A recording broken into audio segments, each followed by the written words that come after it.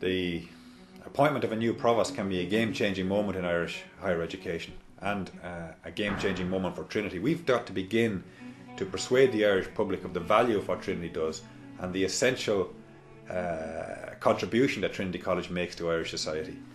And my vision for Trinity is of a university with a worldwide reputation, a university that's known for its commitment to its students and their education and for its achievements in research and scholarship. And research is essentially an international enterprise, not a national enterprise. You collaborate widely with people around the world and compete with them around the world.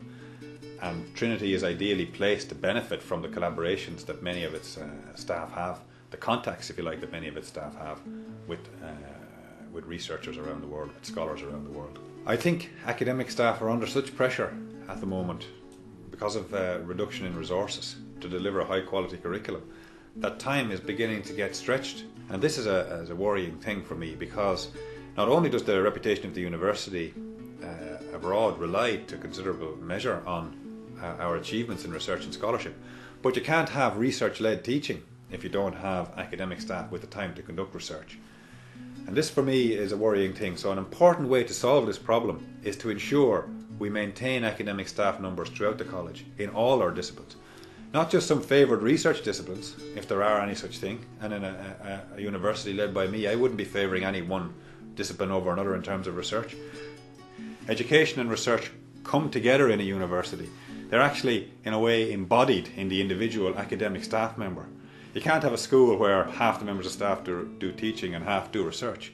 That's not what we mean by research-led teaching. When I came to work in Trinity in 1995, I felt it was a very can-do university. Everyone was getting out and doing their work without too much bureaucracy. But in the last number of years, last 15 or I don't know, 20 years, it really has changed. It's become very bureaucratic, and we've got to tackle this. We've got to wipe out this complexity, freeing up academic time to focus on the core mission of an academic, which is their teaching and research activity.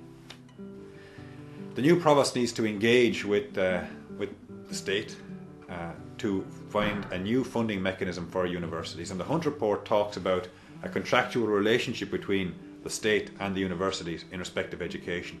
And this is how many other countries do it. And I think a similar kind of way of financing the university will be to Trinity's advantage, and where I, doing the job of provost, I will be pursuing this. It will require some external input, but it doesn't require consultants' reports and task forces and all that sort of thing. It needs a highly motivated group of people to lead this within the university, and it has to be done within a year. That will get us away from the system that we have at the moment, where we have a fixed pot and that's divided out among all the higher education institutions in proportion to the number of students they have. I mean, that's the worst possible funding model for higher education, because there's no relationship to quality, it's just all about quantity. The more students you have, the more money you get.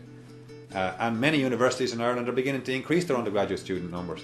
And of course, as they do, the amount of money reduces for everybody else, and the amount of funding that even those institutions get per student reduces. And this is going to have an effect on quality unless we do something about it, unless we fundamentally renegotiate it.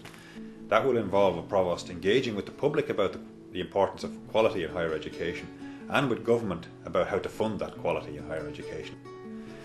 This is what's going to happen in the next 2 or 3 years. This is going to be the emphasis. It's going to be a difficult time. It's going to be a challenging time.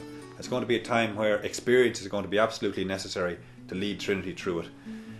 I believe that we can get through this, maintaining what's distinctive about Trinity, and come out of the worst parts of the downturn in a position where we can then reinvest in academic activity, leading Trinity to be recognisably one of the world's great universities.